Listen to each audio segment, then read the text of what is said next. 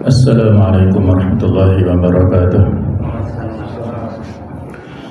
Alhamdulillah wa kafa, wassalatu wassalamu ala nabiyil mustafa wa man sara ala nahjihi faqtiktafa wa ba'd. Hadirin hadirat para jamaah rahimakumullah. Pada kesempatan ini saya ingin menyampaikan kelanjutan dari materi pada pekan lalu. Kalau pekan lalu kita membahas ada 6 hal yang bisa menggerogoti amal-amal kebaikan kita. Poin pertama adalah istighfar bi uyubin nas. Kita atau orang-orang sibuk dengan aib ataupun kesalahan pada orang lain dan melupakan aib pada dirinya. Nah, sebagai solusi atau jawaban dari sifat tercela itu, ada sebuah sifat mulia yang ringan di bibir ataupun diucapkan ya, tetapi sepertinya sifat ini berat untuk dilaksanakan.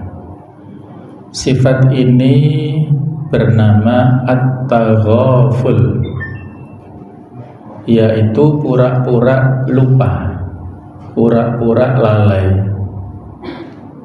Ada kemiripan dengan sifat ini, tetapi konotasinya ke yang negatif, yaitu at-tajahul, pura-pura tidak tahu ya, masa bodoh. Kalau tajahul ini konotasinya ke negatif. Kalau at-taghaful itu konotasi relevansi dengan hal yang positif. Jadi ini sebagai solusi jawaban dari kesibukan orang-orang dalam mencari aib orang lain ya. Hal-hal tertentu yang menjadi kekurangan ataupun kesalahan yang kecil-kecil terutama ya, bukan dalam hal prinsip. Jadi taghaful ini kita praktekkan dalam hal-hal yang kaitannya dengan kekurangan atau kekhilafan secara pribadi. Orang tersebut melakukan kesalahan-kesalahan yang sifatnya itu bisa ditolerir. Tapi kalau yang tidak bisa ditolerir dalam hal penyimpangan tentang masalah akidah misalnya, atau masalah bid'ah yang itu dampaknya berat ke masyarakat, maka kita harus punya sensitivitas untuk memberikan nasihat dan memberikan larangan. Sifat taghaful ini disampaikan oleh para ulama ya, kriterianya yaitu dengan melakukan 3 perkara. Yang pertama, tidak mencari-cari kesalahan orang lain yang belum diketahui. Jadi masih sifatnya samar-samar ya. Kalau dalam itu kan man ra'a minkum mungkaron, siapa di antara kalian yang melihat dengan langsung dengan mata kepala kemungkaran di depan matanya, falyughayyirhu biyadihi, dia harus merubah dengan jabatannya, dengan kekuasaannya. Kalau tidak bisa dengan lisan nasihat, kalau tidak bisa dengan hati. Nah ini dia baru mendengar saja ataupun samar-samar ya. Maka di sini tidak perlu mencari-cari kesalahan yang belum jelas jeluntrungnya itu. Yang kedua, memaafkan dan melupakan kesalahan orang lain yang telah berlalu. Jadi ini kaitannya dengan kecerdasan sosial ya, wal afina anin nas ya. Kita memiliki kelapangan dada, melupakan kesalahan orang lain yang barangkali dia pernah berbuat salah atau berbuat khilaf, mungkin tanpa disengaja ataupun mungkin dengan sengaja, tapi hal-hal yang sifatnya itu manusiawi ya, bukan kaitannya dengan masalah penodaan agama, tapi kaitannya dengan masalah-masalah keterkaitan atau interaksi sosial secara individu, maka dimaafkan ya. Seperti yang pernah dilakukan oleh Sayyidina Husain ya, cucu Rasulullah SAW, ketika beliau pernah dilapori oleh salah seorang daripada kawannya, wahai Sayyid Husain ya, ada orang yang sering menghibah kepada Anda ya, melakukan hal-hal yang tercela ya, mencederai kehormatan Anda di hadapan orang lain tanpa Anda ketahui. Maka Sayyidina Husain saat itu membeli kurma ke pasar dan mendatangi orang itu yang selalu mengatakan buruk tentang beliau dan mengatakan terima kasih Anda telah melakukan kebaikan kepadaku ya. Mungkin ini sindiran ya. Bisa juga ini menjadi peringatan. Ya, kebaikan sisi apa? Dia sering membulinya di luar sana. Ya, bisa jadi karena nanti di akhirat orang-orang yang mencederai ataupun menghina tanpa kita ketahui itu menjadi orang-orang yang muflis, orang-orang yang bangkrut karena kebaikannya diberikan kepada orang yang dibuli, dan kalau habis kebaikannya orang yang dibuli, yang didolimi, itu dosanya ditimpakan kepada yang membuli saat tersebut di dunia. Nah, jadi dia memaafkan apa yang dilakukan oleh orang lain. Yang ketiga, memaklumi kekeliruan anak kecil serta orang yang jahil dan awam. Ya, barangkali ada anak-anak yang mungkin belum balik, ya, belum dewasa dalam mensikapi segala hal, kemudian berbuat salah, kita maafkan. Ataupun orang yang jahil atau orang awam yang tidak paham tentang hukum-hukum sesuatu sehingga menyebabkan kehormatan orang lain tersebut tercederai, maka dimaafkan. Ada ulama lain yang namanya Ibnu Azraq mengatakan bahwa bentuk kedermawanan dan sifat murah hati adalah tidak suka mudah menuduh orang berbuat buruk, kemudian tidak suka mencari-cari kesalahan yang tersembunyi, serta menahan diri untuk tidak menyebutkan aib-aib orang lain. Jadi Imam Malik itu pernah berkata begini ya, dulu di Madinah, beliau kan seorang ulama besar ya, pendiri mazhab Maliki yang setelah lahir sampai dewasa beliau ini tidak keluar dari Madinah kecuali untuk melaksanakan ibadah haji atau umroh saja. Beliau sangat suka dengan Madinah, lahir sampai wafatnya di sana. Beliau mengatakan begini, pada saat penduduk Madinah ini tidak suka ngurusi urusan orang lainnya, maka Allah Ta'ala menutup aib mereka. Tidak satupun di antara penduduk Madinah yang terlihat aibnya oleh orang lain. Tetapi dengan berlalunya waktu, ketika bergeser nilai-nilai kebaikan itu dan orang suka mulai rese atau futuli ya, suka mengurusi orang lain, maka Allah mengungkap sedikit demi sedikit aib-aib yang dilakukan oleh penduduk Madinah. Yang sebelumnya tertutup aibnya, sedikit demi sedikit aibnya menjadi terbuka. Nah, inilah mungkin kebenaran daripada sabda Rasul ya, yang pernah saya sampaikan, man satara musliman satarahullahu fid dunya wal akhirah. Siapa yang menutup aib sesama muslim, maka Allah akan menutup aibnya di dunia dan di akhirat. Jadi kalau sesama muslim saling melindungi kehormatannya, saling menghormati privasinya, maka Allah menghormati dan menutup semua aib tersebut, tidak mengungkapkan. Tetapi kalau masing-masing sudah sama-sama membuka aib, tidak ada kehormatan lagi yang tersembunyi, Allah membukanya ya, walaupun orang itu berada di rumahnya masing-masing. Dan demikian juga bentuk kesempurnaan akhlak adalah berpaling dari para pencela, suka memuliakan orang yang mulia, berwajah cerah ketika bertemu orang, kemudian suka membalas penghormatan, dan ini sifat taghaful, memaklumi kesalahan orang yang jahil. Itulah ya pesan dari ulama. Kemudian dari Ibnu Qayyim al-Jauziyah juga mengatakan bahwasanya mazala man arafa nafsahu ishtaghala bi islahya an uyubin nas. Siapa yang mengenal dirinya, maka dia sibuk untuk memperbaiki dirinya dan tidak sempat mengurusi aib orang lain. Kalau dia kenal dengan dirinya yang masih banyak sekali sifat-sifat buruk, maka dia sibuk untuk memperbaiki dirinya yang masih punya penyakit riya misalnya. Bagaimana cari solusi-solusi supaya dia ikhlas. Dia kenal dirinya yang suka memiliki sifat ujub, membanggakan dirinya, dia sibuk untuk mencari bagaimana solusinya supaya tidak ujub. Dia kenal dirinya yang suka dengan hal-hal ya flexing misalnya, memamerkan apa yang dia miliki, maka dia sibuk untuk mencari solusi. Nah, seperti itu ya, dia sibuk untuk mengoreksi dirinya dan tidak sempat mengurusi orang lain. Wa man arafa rabbahu ishtaghala bihi an hawa nafsihi. Siapa yang mengenal Tuhannya, maka dia sibuk dengan Tuhannya, artinya sibuk untuk mencari ridha Allah dari mengikuti hawa nafsunya, tidak sempat untuk mengikuti hawa nafsunya karena sibuk dengan mencari ridha Allah Subhanahu wa taala.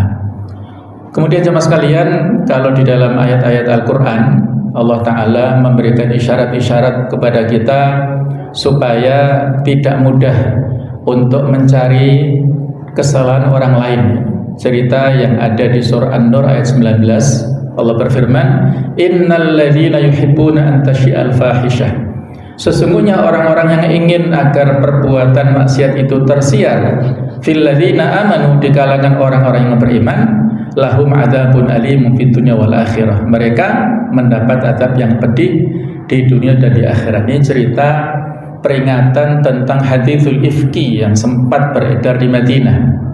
Haditsul ifki itu adalah berita hoax ya, berita bohong tentang fitnah yang menimpa pada sahabiyah Ummul Mukminin mulia yaitu Aisyah radhiyallahu anha, yang difitnah atau disebarkan berita bohong selingkuh dengan seorang sahabat Sufyan bin Mu'attal, karena mereka kelihatan berdua setelah pulang ya, karena saat itu Aisyah ketinggalan rombongan, kemudian ditolong oleh Sufyan dan dinaikkan ke ontanya. Pagi-pagi tiba di Madinah. Nah, orang-orang munafik memframing berita ini, menuduh hal-hal yang tidak tepat, yang tidak sopan kepada Aisyah. Nah, sementara sebagian sahabat itu termakan isu dengan fitnah ini, tidak percaya kepada ibunda Aisyah, tapi termakan isu oleh orang-orang munafik. Di antara yang utama 3 orang sahabat yang akhirnya Nabi menimpakan hukuman qadhaf kepada 3 sahabat ini. Qadhaf itu qadhaf itu artinya menuduh wanita baik-baik melakukan zina, padahal dia tidak bisa mendatangkan bukti, tidak ada 4 orang saksi, maka dihukum cambuk 80 kali kepada 3 sahabat ini. Yang pertama kepada Mistah bin Utsafah, keponakannya Abu Bakar sendiri, yang sering dikasih bantuan bulanan oleh Abu Bakar, tapi ketika menimpa kepada Aisyah berarti kan masih saudara sepupunya ya, dia tidak berpihak kepada Aisyah tapi berpihak kepada orang-orang munafik. Yang kedua Hasan bin Thabit, yang ketiga adalah Hamnah binti Jahash, saudara dari Ummul Mukminin Zainab binti Jahash. 3 orang ini dicambuk, sedangkan orang-orang munafik dibiarkan. Itu urusan mereka dengan Allah. Nabi tidak mengurus orang-orang munafik, para sahabat saja yang ditimpakan hukuman. Nah, ini peringatan bagi orang-orang yang suka menyebar isu yang tidak benar. Kemudian ayat yang lain, jemaah sekalian, yang bisa menjadi isyarat kita diperintahkan untuk taghaful ataupun pura-pura lupa, pura-pura lalai dengan kesalahan orang lain, yaitu kisah yang ada disyaratkan di surah At-Tahrim dan surah At-Tolak. Ini saling terkait antara 2 surat ini, At-Tolak dan At-Tahrim. Latar belakang turunnya juga mirip-mirip. Jadi ini dinamika rumah tangga Rasul ya, yang menunjukkan beliau seorang Rasul juga seorang manusia biasa yang tidak lepas dari khilaf-khilaf manusiawi, tetapi Allah tidak membiarkan. Allah memberikan teguran. Beliau memiliki sifat maksum, itu maksudnya Allah menjaganya supaya tidak terlanjur dalam kekhilafan tersebut. Jadi pada saat itu kisahnya agak rumit ya, dan kita juga harus berlapang dada ya. Dan beliau menunjukkan sifat kemanusiaannya supaya ini menjadi pembelajaran bagaimana mengelola konflik dalam rumah tangga supaya kita memiliki kedewasaan berpikir, tidak emosional ya. Jadi ceritanya jemaah sekalian, bahwa saat itu Nabi SAW dengan salah seorang istrinya yang bernama Maria Al-Qibtiyah. Beliau ini adalah hadiah dari Muqawqis Raja Mesir yang saat itu disurati supaya masuk Islam tapi belum berkenan, tetapi memberikan apresiasi kepada Rasulullah dengan diberikan hadiah 2 orang wanita. Nah, salah satunya diambil istri Rasulullah yang bernama Maria Al-Qibtiyah. Selain dari Khadijah yang punya anak, hanya Maria yang punya anak dari Rasulullah yang namanya Ibrahim. Tapi pada akhirnya Ibrahim ini meninggal ya, tidak sampai besar, waktu kecil meninggal dan terjadi gerhana. Nah, itulah sehingga menyebabkan ada mudah sekali kecemburuan pada Ummahatul Mukminin yang lain terhadap Maria Al-Qibtiyah. Jadi pada saat itu di rumah Hafsah sedang pulang atau sedang ke rumah orang tuanya, itu Umar bin Khattab. Kemudian Maria Al-Qibtiyah bertemu dengan Rasul di rumahnya Hafsah dan terjadilah apa yang terjadi. Saya tidak perlu menceritakan. Sampai kemudian Hafsah pulang dan ketika mengetahui kejadian itu marah sebagai seorang wanita. Kemarahannya tidak bisa terbendung. Hafsah ini masih muda. Beliau ini ditinggal oleh suami pertamanya, itu masih muda, usianya masih 18 atau 20 tahunan. Padahal beliau sudah janda dan Umar mencarikan suami untuk Hafsah dan ketemulah akhirnya Nabi menikahi Hafsah itu ya. Ini ceritanya juga panjang. Jadi intinya Hafsah marah dan saat itu Nabi SAW untuk meredam kemarahan daripada Hafsah ini, jangan ceritakan masalah ini kepada istri yang lain, kepada orang lain. Ini rahasia kita. Nah ya, tetapi ada dinamika di situ ya. Ternyata Hafsah ini tidak mampu menyimpan rahasia seperti itu. Akhirnya ceritalah kepada Aisyah tentang begini begitu. Maka Nabi SAW diberitakan oleh Allah Ta'ala tentang ya rahasia tadi yang terungkap ya, yang harusnya ini ditutup rapat-rapat dalam rumah tangga terus terungkap. Akhirnya Nabi secara emosional, artinya secara manusiawi ya, jengkel kepada Hafsah ini dan akhirnya menjatuhkan 1 kali talak kepada Hafsah ini. Nabi pernah mentalak istrinya ya, tapi Allah Ta'ala mengutus malaikat Jibril ya untuk menyampaikan kepada Rasul, wahai Nabi Muhammad, sesungguhnya Hafsah ini wanita yang solihah, dia suka tahajud pada malam hari dan dia suka puasa pada siang hari.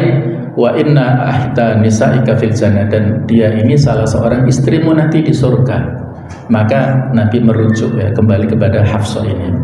Nah, itulah dinamika ya tentang perjalanan rumah tangga beliau. Nah, di At-Tahrim ayat 3 ini Allah berfirman, wa id asarran nabiyyu ila ba'di azwaji haditha, dan ingatlah ketika Nabi sallallahu alaihi wasallam membicarakan secara rahasia suatu peristiwa ila ba'di azwajihi haditha, kepada salah seorang istri beliau yang bernama Hafsah ini, menyampaikan suatu peristiwa. Falamma naba'at bihi, maka ketika Hafsah menceritakan peristiwa itu kepada Aisyah, wadharahu Allahu alaihi, dan Allah memberitakan kepada Nabi Muhammad tentang informasi yang disampaikan Aisyah oleh Hafsah kepada Aisyah tadi, arrafa ba'dahu wa a'radu an ba'd, maka Nabi memberitahukan kepada Hafsah sebagian dan menyembunyikan sebagian yang lain. Maka saat itu falamma nabaha bihi, ketika Nabi menyampaikan kepada Hafsah tentang masalah tersebut, Hafsah kaget dan bertanya, qalat man amba'aka hadza, siapa yang menyampaikan kepada Anda tentang masalah ini? Anda kok bisa tahu kalau saya menyampaikan ini kepada Aisyah? Nabi mengatakan, qala nabba'aniyal alimul khabir, yang memberitakan kepadaku adalah Allah, zat yang maha mengetahui lagi maha teliti. Jadi relevansi dalam tema kita ini adalah arrafa ba'dahu wa a'radu an ba'd. Nabi menyampaikan kepada Hafsah sebagian informasi dan menyimpan informasi yang lain. Nah, menyimpan ini makna daripada taghaful ini ya. Ada sebagian ahli tafsir yang berpendapat yang dirahasiakan Nabi ini apa? Yaitu di antara pendapat ahli tafsir ya, yang disembunyikan itu adalah kekhilafahan sesudah Nabi wafat itu siapa? Itu disembunyikan. Dan kebetulan 2 orang istri Nabi kan putri-putri sahabat mulia. Aisyah putri daripada Abu Bakar, Hafsah putri daripada Umar. Jadi kekhalifahan sesudah beliau yang akan digantikan oleh Abu Bakar dan oleh Umar itu disembunyikan, tidak diberitakan kepada Hafsah saat itu. Nah, ini salah satu penafsirannya ya. Jadi inilah kita perlu untuk memilah-milah ketika informasi kita sampaikan itu mengandung maslahat, dampak yang baik ya disampaikan. Tetapi kalau mengandung hal yang dampak-dampak implikasi yang mungkin kurang tepat ya kita sembunyikan ya. Jadi ini kaitannya dengan masalah taghaful. Tidak semua yang kita ketahui kita sampaikan pada orang lain. Likulli maqamin maqal. Setiap tempat itu ada pembicaraan yang tepat. Belum tentu apa yang benar itu bisa kita sampaikan. Maka Allah memberikan pesan kepada kita yang sering disampaikan para khatib setiap khutbah Jumat ya. Ya ayyuhalladzina amanu ittaqullaha wa qulu qawlan sadida. Wahai orang beriman, bertakwalah pada Allah dan sampaikanlah perkataan yang tepat, bukan hanya sekedar benar, tapi tepat sasaran, tepat makomnya, bukan asal-asalan ya. Jadi setiap tema harus kita sampaikan sesuai dengan makomnya. Ya, misalnya tema tentang zuhud, kesederhanaan. Siapa yang perlu mendengarkan pesan-pesan ini adalah orang-orang kaya. Karena yang bisa, yang mampu memiliki sifat zuhud adalah orang-orang kaya. Dia punya kemampuan banyak, tapi karena dia punya sifat zuhud, maka dia sederhana. Ketika orang-orang yang tidak kaya, yang sederhana, yang sudah miskin, untuk zuhud, apa yang mau dizuhudkan? Tema orang-orang miskin adalah tema kesabaran, tema ridho, tema qanaah. Nah, itulah hal-hal yang kaitannya dengan menyampaikan sesuatu pada tempatnya. Imam Ahmad mengatakan al-afiyatu asyaratu ajza.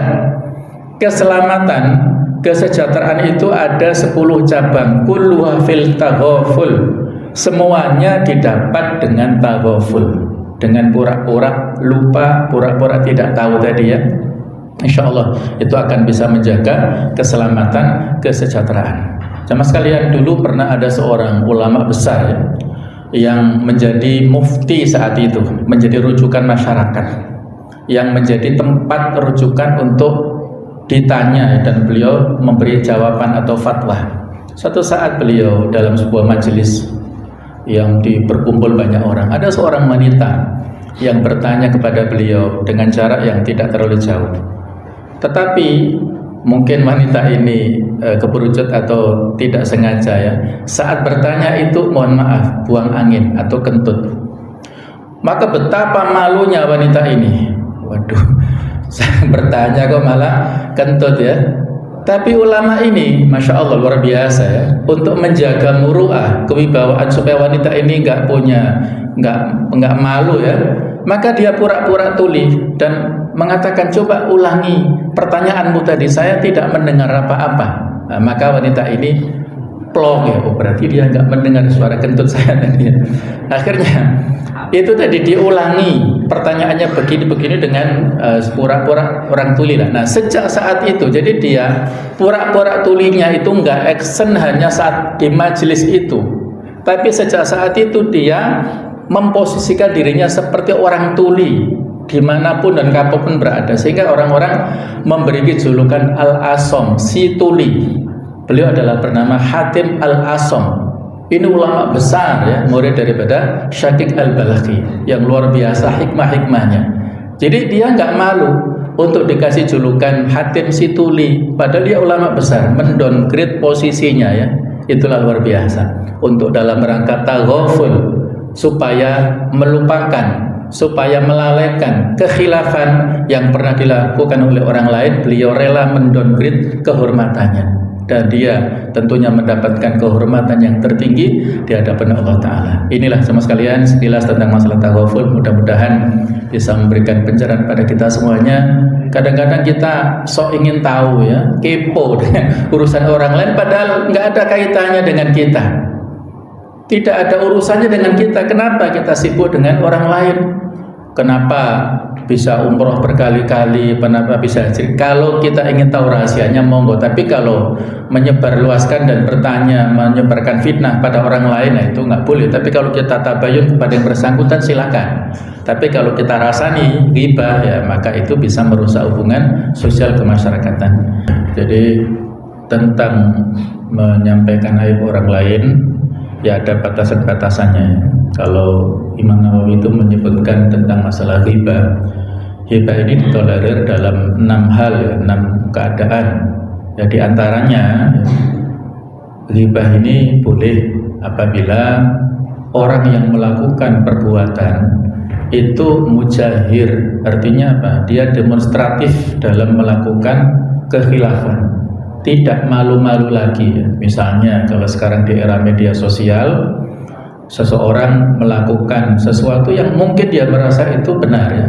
Misalnya ya, dia melakukan praktek-praktek pengobatan tertentu, nah secara diinformasikan ya, padahal pengobatannya ini sepertinya ada unsur-unsur yang tidak syar'i ya, yang melanggar daripada ketentuan. Nah, kalau dia informasikan kepada orang yang mungkin lebih tahu jawabannya, sekaligus ini informasi ataupun peluang yang kedua, boleh berghibah untuk istiftah, mencari fatwa dari tentang kasus tertentu ya, minta pertanyaan. Nah, bagaimana sih fatwa tentang masalah itu ya. Kalau dengan tidak menyebut nama itu lebih bagus, si fulan atau fulana. Tapi kalau dengan menyebut nama ini yang sensitif ya, tolong dihindari menyebut nama ya. Karena ya sekarang ini luar biasa, kita nggak tahu tingkat kebenaran ya, validasi dari berita ya. Ada tokoh tertentu yang dikategorikan seorang ulama nasional yang menjadi rujukan begini begitu, melakukan ini itu ya, itu sebisa mungkin dihindari penyebutan nama, kemudian ditanya hukumnya bagaimana. Nah, kemudian juga at-tadallum, artinya minta ya semacam suaka ya, suaka perlindungan. Misalnya ya, ketika dia dizolimi oleh si fulan tertentu, nah si fulan ini menjadi pegawai ataupun dia itu semacam pekerja di suatu institusi. Nah, maka untuk bisa orang tersebut insaf dari kesalahannya, maka perlu dikomunikasikan kepada atasannya. Misalnya begitu ya, ada orang yang suka pinjem uang tapi nggak dikembalikan misalnya, padahal korbannya sudah banyak, maka boleh untuk menyelamatkan orang itu, tolong disampaikan misalnya ke atasannya, Pak, ini pegawai panjenengan begini begitu, mohon dikasih nasihat misalnya, supaya tidak ada korban yang lainnya, itu boleh. Jadi untuk kepentingan kemaslahatan, supaya orang ini tidak kebablasan dalam hal kemaksiatan ataupun kezalimannya, itu boleh. Adapun yang kedua kaitannya dengan keluarga ya. Jadi taghaful ini kita praktekkan terutama pada keluarga, kepada ya misalnya suami itu harus sering-sering taghaful melupakan kesalahan istrinya. Istri juga harus sering-sering melupakan kesalahan suaminya, dan itulah yang bisa memberikan solusi ya. Jadi ketika Allah Ta'ala mengajarkan pada kita interaksi suami istri di surah An-Nisa 34 dan juga ayat-ayat yang lainnya, itu kita diperintahkan untuk wala tansawul fadla bainakum, janganlah melupakan kelebihan di antara kalian. Itu supaya bisa meredakan ketegangan dalam interaksi rumah tangga ya. Ketika suami sangat jengkel pada istrinya, maka jangan lupakan kebaikan-kebaikan istri yang pernah dilakukan di masa lalu. Ketika istri sangat jengkel pada suami, jangan lupakan kebaikan dan kelebihan suami yang pernah dilakukan pada saat sebelumnya. Itu insya Allah akan bisa menetralisir ya, marah, dan Allah Ta'ala memberikan sifat maaf ya kepadanya. Jadi taghaful ini sangat layak, sangat tepat untuk kita terapkan di lingkungan rumah tangga kita. Walaupun itu tadi, jangan tajahul, jangan suka cuek ya. Kadang-kadang karena saking cueknya, orang tua tidak mau intervensi dengan anaknya, akhirnya kebablasan anaknya. Ya saat ini mohon maaf Bapak Ibu sekalian ya, interaksi anak-anak kita ini luar biasa ya. Kalau tidak kita kasih rambu-rambu, jangan-jangan mereka sudah sangat jauh, kita ketinggalan. mereka sudah sampai pada tataran yang itu kejahatan-kejahatan besar ya, yang pernah dilakukan oleh umat-umat masa lalu ya, terutama mohon maaf LGBT saat ini yang luar biasa berada atau menjadi virus ya secara menggurita. Ini perlu untuk dicari, atau kita bukan tajasus atau bukan memata-matai, bukan mencari aib, tapi apakah ada indikasi-indikasi seperti itu untuk anak-anak kita itu harus diwaspadai sejak dini. Misalnya kalau ngapunten ya, kadang-kadang kalau anak-anak kita dulu akrab dengan lawan jenis itu orang tua khawatir. Nah kalau sekarang ini malah kebalikannya, kadang-kadang ya terlalu akrab dengan sesama jenisnya, ini juga perlu untuk diwaspadai. Nah jangan-jangan ya, jangan-jangan dan seterusnya itu. Nah ini ya, untuk anak-anak ini perlu untuk dikasih pencerahan. Kalau nggak secara langsung dikasih nasihat, hal-hal yang mungkin tidak langsung tutup poin ya, tetapi dikasih rambu-rambu supaya anak-anak kita ini cerah sejak dini dan tidak kebablasan pada tahap-tahap yang sudah terlambat akhirnya ya. Orang tua sudah terlambat nantinya kalau membiarkan anak-anak dalam kondisi yang terperosok seperti itu. Semoga Allah Ta'ala melindungi kita semuanya dan anak-anak kita, keluarga kita, sehingga selamat dunia akhirat. Barakallahu fikum. Subhanakallahumma bihamdika asyhadu an la ilaha illa anta astaghfiruka wa atubu ilaik. Wassalamualaikum warahmatullahi wabarakatuh.